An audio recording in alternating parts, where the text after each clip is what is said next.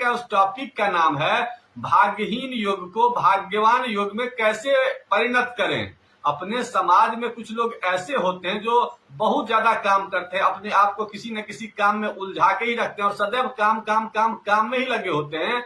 लेकिन जब उनकी आर्थिक स्थिति को देखेंगे तो लगा कि इनसे बड़ा कंगाल अपने समाज में कोई नहीं है। इसके विपरीत कुछ लोग ऐसे होते हैं जो सदा आराम ही करते रहते हैं, उनकी जिंदगी में कभी काम करते हुए आप उन्हें नहीं देखिएगा। उसके बावजूद भी उनकी आर्थिक स्थिति देखेंगे तो लगेगा कि इनसे बड़ा धनवान अपने समाज में कोई है ही नहीं।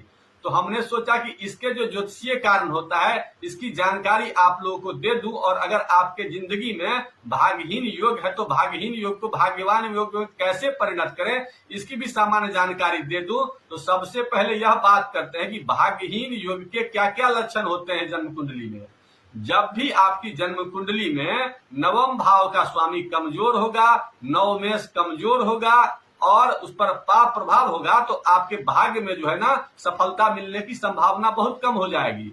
इसके अलावा जब आपका लगन का स्वामी भी कमजोर हो जाए, लग्नेश पर पाप दृष्टि हो जाए, धन स्थान पर पाप दृष्टि हो जाए तो ऐसे में आर्थिक विपन्नता का आना स्वाभाविक है। इसके अलावा अगर चंद्रमा भी कमजोर हो जाए तो पूर्ण रूप से उनके जिंदगी में तीनों आयाम, बचपन का आयाम, उसके बाद जवानी का आयाम और बुढ़ापा का आयाम, तीनों आयामों में ऐसे लोग कष्ट ही भोगते रहते हैं। उनके जिंदगी में कभी नसीब नहीं होता है। गरीब रिक्शा वाला के यहाँ जन्म होगा, उसके बावजूद भी जिंदगी भर वो रिक्शा चलाते चलाते या कोई इसी प्रकार का काम करते करते, फैक्ट्री में काम करते करते उनकी 2000-4000 आमदनी होती है और कभी ऐसे लोग उन्नति नहीं कर पाते हैं। इसके यही मुख्य ज्योतिषीय कारण होते हैं। और कुछ लोग अपने समाज में ऐसे होते हैं जो आराम ही आराम करते रहते हैं और सदैव धन उनके कदमों में आती रहती है। उसका क्या कारण होता है? तो उसमें मुख्य कारण जो होता है उनका जो नवम भाव का स्वामी होता है वो बहुत मजबूत होता है, गुरु भी अच्छे होते हैं, लगन का स्वामी भी अच्छा होता है, लगन पर भी शुभ ग्रह की दृष्टि होती है,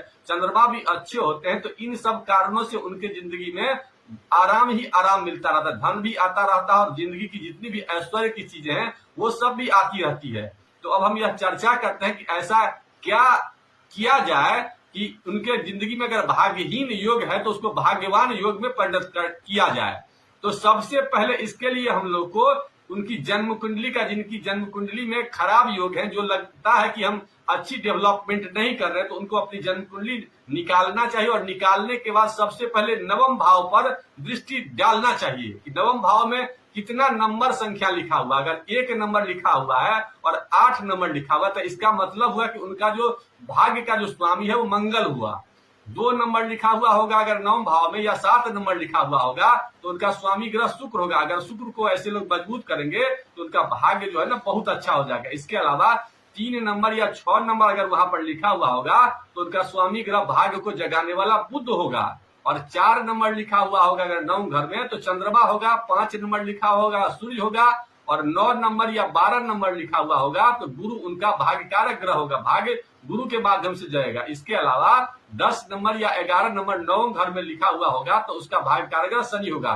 तो ये जानकारी लेने के बाद उनसे जो संबंधित उपाय है, उपायों को करेंगे तो लगेगा कि उनका जो भाग्य है वो प्रबल होने लगा है, जो निगेटिविटी है वो कम हो रही है और दिन पर दिन वो चीज डेवलपमेंट हो रहा है। तो उपायों के लिए आप हमारे जो उपाय वाले पोस्ट है उसको भी देख करके आप मजबूत कर सकते हैं। इसके अलावा एक चीज और आप लोगों को जानकारी देना चाहते हैं कि भाग्य को मजबूत करने के लिए क्या क्या किया जा सकता है और किस उम्र में जो है ना भाग्योदय होता है। तो जिनके 1 नंबर लिखे हुए होते हैं उनका भाग्योदय सूर्य के समय में होता है और सूर्य का जो उम्र होता है 22 वर्ष से 24 वर्ष में उनका भाग्योदय का उम्र होता है। और अगर नवम भाव में आपका चंद्रमा लिखा हुआ, 4 नंबर लिखा हुआ तो ऐसे में उनका भाग्योदय 24 वर्ष में होता है। और अगर वहां पे 1 नंबर लिखा हुआ या 8 नंबर लिखा हुआ तो उनका भाग्य कारक ग्रह मंगल होता है और ऐसे में उनके 28 वर्ष में एक विशेष अपॉर्चुनिटी की संभावना बनती है। अगर 3 नंबर या 6 नंबर लिखा हुआ है तो उनका भाग्येश बुध होता है और बुध जब भाग्येश होता है तो 32 वर्ष में ऐसे लोगों का भाग्य जगता है।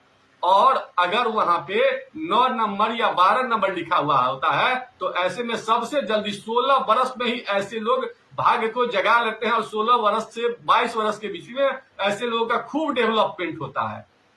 और जिनकी जन्म कुंडली में नवम भाव में 2 नंबर या 7 नंबर लिखा हुआ होता है तो उनका भाग्य कारक ग्रह शुक्र होता है और ऐसे में उनका जो भाग्योदय होता है विशेषतः 25 वर्ष में भाग्य जो है ना जगने लगता है। इसके अलावा अगर शनि होता है तो कुछ विलंब से होता है, तो 9 के बाद जो होता है वहां पर 10 नंबर और 11 नंबर वहां पर लिखा हुआ होता है, तो वहां पर शनि भाग्य कारक होता है। और शनि जब भी भाग्य कारक होते हैं तो उनका भाग्योदय कुछ विलंब से होता है। उनका 36 वर्ष से लेकर के और 42 वर्ष के बीच में खूब ज्यादा डेवलपमेंट होती है, शनिदेव अगर मजबूत होते हैं तो। इसके अलावा अगर वहां पे राहु होता है उस घर में बैठा हुआ, तो राहु भी अपना चमत्कार दिखाता है, लेकिन उसका उम्र जो होता है और विलंब से होता है। 42 वर्ष से लेकर के 48 वर्ष के बीच में ऐसे लोगों का डेवलपमेंट होता है। और केतु अगर वहां पर लिखा हुआ होता है, रहता है नवम घर में, तो ऐसे लोगों का 48 से 54 वर्ष के बीच में भाग्य होता है। तो ये सब डेवलपमेंट आपको इसी उम्र में होता है। लेकिन अगर आपकी जन्म कुंडली में सामान्य लोग हैं तो कुछ ऐसा उपाय हम आप लोगों को बता देते हैं जिससे भाग्य अपने आप बढ़ेगा। तो भाग्य को बढ़ाने वाला जो कारक ग्रह होता है विशेषतः वो गुरु होता है। तो गुरु को अगर मजबूत कर लेंगे तो आपके भाग्य अपने आप डेवलप होने लगेंगे, क्योंकि गुरु जो है ना 3 दृष्टियां डालता है। गुरु की दृष्टियां पंचम दृष्टि होती है जो ज्ञान घर को मजबूत करता है, सप्तम आपके लाइफ पार्टनर को मजबूत करता है और नवम घर भाग्य का स्वामी होता है। इसलिए गुरु के हम कुछ उपाय आप लोग को बता देते हैं। सामान्य लोग आंख मूंद के भी ये उपाय करेंगे तो उनके जिंदगी में 10% से 40% के बीच में भाग्य में ग्रोथ होना ही होना है। हो सकता है 3 महीना लगे, 6 महीना लगे, लेकिन गारंटी है कि होगा। हमने अपने जिंदगी में कई लोगों को ये उपाय को बताया है और उनको उपाय करने से खूब ज्यादा डेवलपमेंट हुआ। तो उसके लिए उपाय क्या है? तो सबसे पहले आपको ज्ञान लेना होगा। हमेशा ज्ञान के कांटेक्ट में रहना होगा, चाहे यूट्यूब से लीजिए या किताब से लीजिए या किसी विद्वान से लीजिए, लेकिन ज्ञान हमेशा लेते रहने का प्रयास करना। नित्य दिन आधा घंटा 1 घंटा किताब पढ़िए या कोई ज्ञान वाला शीर्षक देखिए, जहां से भी आपको ज्ञान मिले वो ज्ञान लेने का प्रयास कीजिए, पहला उपाय। दूसरा उपाय, धार्मिक बनिए, चाहे जिस भी धर्म के हो, हिंदू धर्म के हो, मुसलमान धर्म के हो, सिख के हो, ईसाई के हो, तो अपने धर्म के प्रति पॉजिटिव सोच रखिए, निगेटिव सोच बिल्कुल भी नहीं रही है। अगर कोई धार्मिक स्थल है तो धार्मिक स्थल पर जाइए और धार्मिक स्थल पर जाने के बाद वहां पर उसकी सेवा कीजिए। जो सफाई का कार्य होता है, जो भी आपके द्वारा संभव होता है, जैसे लोग गुरुद्वारा में जाते हैं तो चप्पल वगैरह का जो स्टॉल लगा होता है वहां पर सेवा देते हैं, बहुत लोग झाड़ू मारते हैं, या बहुत लोग मंदिर में जाते हैं तो वहां पर साफ सफाई का कार्य करते हैं, या साफ सफाई का वहां पर जो आदमी होता है उसे कुछ गिफ्ट कर देते हैं। जो भी आपकी सक्षमता है उस कार्य को कीजिए और किताब जरूर पढ़िए। और गुरु का संबंध आपके लीवर से भी होता है, तो लीवर को मजबूत करने वाला अपने शरीर में सामान को ज्यादा प्रयोग कीजिए, जैसे पपीता हुआ, मूली हुआ, अनार हुआ, हल्दी हुआ, इस सब की मात्रा को बढ़ाइए। और गुरुवार को हमेशा ये ध्यान रखिए कि कोई भी बुजुर्ग आदमी मिल जाए, ब्राह्मण आदमी मिल जाए तो उसका विशेष रूप से सम्मान कीजिए।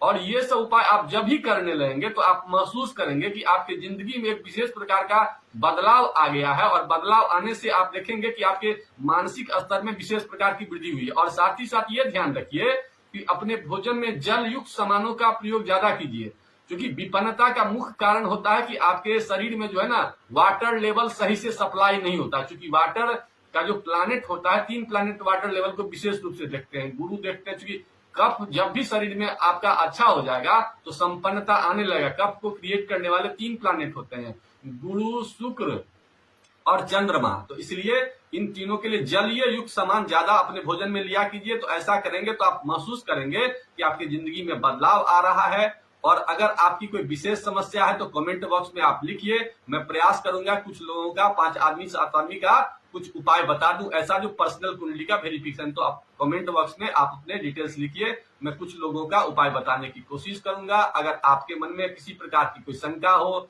कोई विशेष मन में क्वेश्चन हो तो उसे कमेंट बॉक्स में लिखिए, मैं उसका जवाब देने की कोशिश करूंगा। इन्हीं बातों के साथ आज के एपिसोड को यहीं समाप्त करते हैं। आप लोगों ने वीडियो देखा इसके लिए बहुत बहुत धन्यवाद। पोस्ट अच्छा लगा तो लाइक भी करिए, अपने मित्रों में शेयर कीजिए।